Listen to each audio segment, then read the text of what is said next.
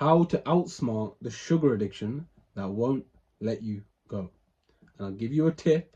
It was never about the sugar in the first place. Guys, I hope you appreciate these slides. It was prepared by my beautiful assistant, Manus. Spent a whole 10 minutes preparing these slides. Don't be ungrateful. You tried to quit sugar before, it didn't work. Here's why. You tracked your macros. Maybe you downloaded MyFitnessPal. Maybe you said, I'll skip sugar in the morning. I'm just going to allow myself it in the evening. You tried all these little hacks. You told yourself, maybe next month. Okay, we're 2 weeks into the month. Okay, maybe the last week of the month, I'll quit sugar. Maybe the first day of next month. Yeah, that's right. Monday. You know what? Sunday is going to be the first day. So you tried all these little hacks because you were fighting the symptom, not the source. You're doing all these little hacks to quit sugar. It's because you're thinking too small. You're thinking about fighting the symptom, not the source. Sugar is not the addiction. The feeling is. So you have to understand, when you reach for sugar, a few seconds before you reached for the sugar, there was a feeling that came up. It might have been guilt. It might have been anxiety. It might have been boredom. It might have been loneliness. I don't know. When my clients work with me, the first thing we figure out is, what's the feeling? But something occurred before you reached for the sugar. There was a feeling. You have to learn to pause, and literally, even if it's a few seconds, even if you still go and get the sugar after, I'm just telling you from now on, you have to learn to pause and find the feeling. Just sit there and reflect and be like, why did I want the sugar? What was I feeling right before it happened? And the addiction is to the feeling of relief that comes after. So dopamine research shows the brain's reward system is triggered by the anticipation of relief that the sugar is going to give you. It's not the actual sugar. This is why sometimes you can just have a little snack and you're okay.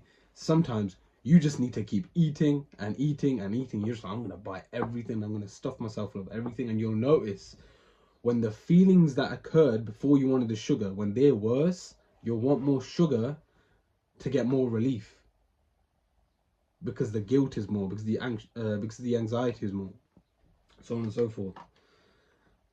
And ignoring all of the signs, you can pause this and read the signs if you want, but it's not because you're undisciplined, it's not because of this or that. There is a feeling you're running away from using the sugar. That's the core concept of this entire video. And when you want to outsmart your sugar addiction, you focus not on the sugar addiction, on the feeling. And then when you do, it's going to be way easier to get rid of it. So this is what happens when you target the feeling instead of the food. So the old approach is, you tell yourself, I'm not going to do it. You tell yourself, I'm going to quit. Now you start craving it because you're still in the mindset of an addict. And when you do crave it, your brain says to you, oh, well, I'm a sugar addict. That's why I'm craving the sugar. Oh, okay. And then you spend all day feeling guilty, trying to avoid it. Eventually you give in because you're so obsessed with the sugar addiction. The new way is, first of all, you get out of the mindset and stop seeing yourself as someone who's addicted to sugar. See yourself as a normal person. You're completely fine, completely healthy. That identity shift alone is going to change how you act. But then when the sugar cravings come up, you just pause and think about the feeling that happened before you started craving the sugar. Then you ask yourself, why am I feeling that way? And then you ask yourself, what can I do to directly solve the issue that's causing that feeling? And when you do it that way, and you focus on that entirely, the craving itself disappears. And more importantly, you say to yourself, if you can't solve that problem straight away, ask yourself, what's another way I can get rid of this feeling that isn't sugar, that's actually quite healthy? What's a more positive thing to do? For example, let's say you're feeling guilty. You're feeling guilty about something. Maybe you're chronic guilt feeler. What's it called? A guilt complex. maybe that's you. Instead of running for the sugar, you pause, you say, shit, I'm feeling really bad about this thing. Okay, should I feel bad about this thing? Well, yeah, it was my fault. I shouldn't have done that thing. First of all, just sit there and feel it, process it. And then if it's still there, do something else to get rid of the feeling. It doesn't have to be sugar. It could be something which has a tiny negative effect, but not as bad as the sugar. Listen to some music. Maybe go out, get some coffee. Anything. Your brain, as soon as you just give it something, and also you think about the feeling at the same time, like what actually caused it, how can I remove it, the whole sugar addiction collapses. Your brain wants to get rid of the feeling. At one point in time, you taught it that to get rid of the feeling, the best possible thing is sugar. Because it happened at a time where you were too young to even process it. Now you're a grown adult.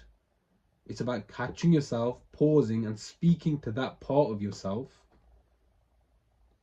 and saying, sugar is not the best way to get rid of this guilt.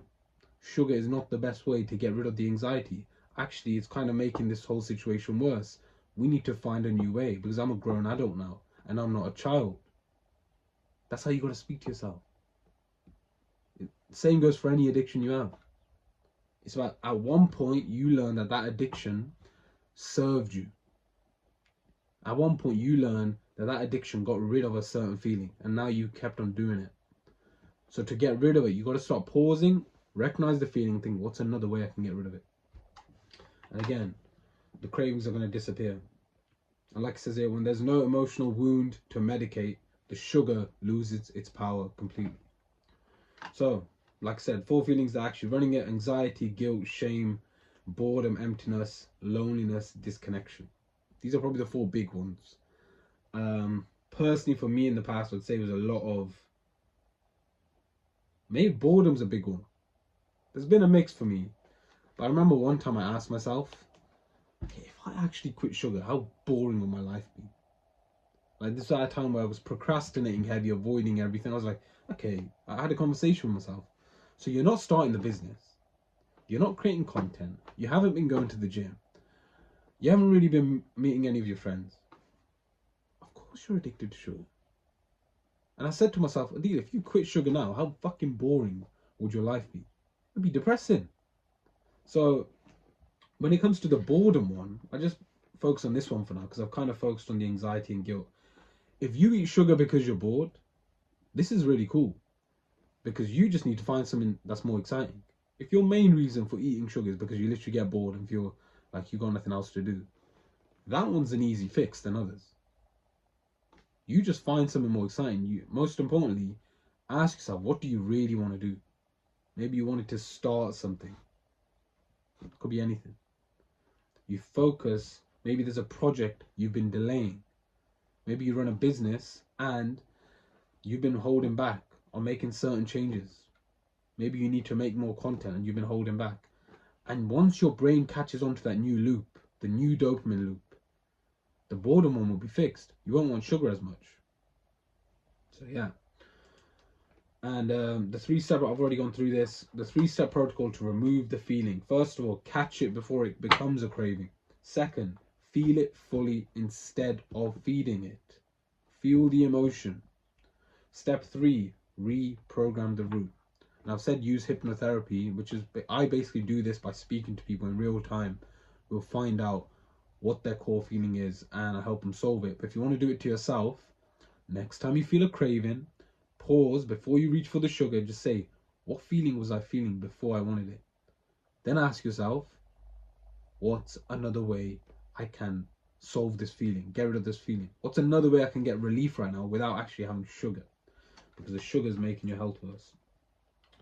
And again, you're never addicted to sugar. You are addicted to escaping a feeling. And the moment you do this, it's funny because your entire focus switches. Instead of being obsessed, like, oh, it's been 2 days without sugar, 7 days without sugar, you stop counting the days, you focus on actually moving your life forward. And again, this is the work we do. ControlYourMind.com. This isn't a CTA. Just feel free to like and subscribe and keep watching the videos. That's what I do. We go to the root of the feeling one-on-one because the person can't escape it. It's all well and good watching videos on YouTube, But when someone has a one-on-one conversation with you and you just say to them, yeah, sir, why do you think you're addicted to sugar? What's the feeling? They can't escape because they're on the call. But yeah, if you found value, like the video, doing more of these. I'm going to see if this slide thing works well. Like I said, I got manners to create this. It's pretty cool. This would have taken me freaking 10 hours to make. But yeah, it's the end of the video.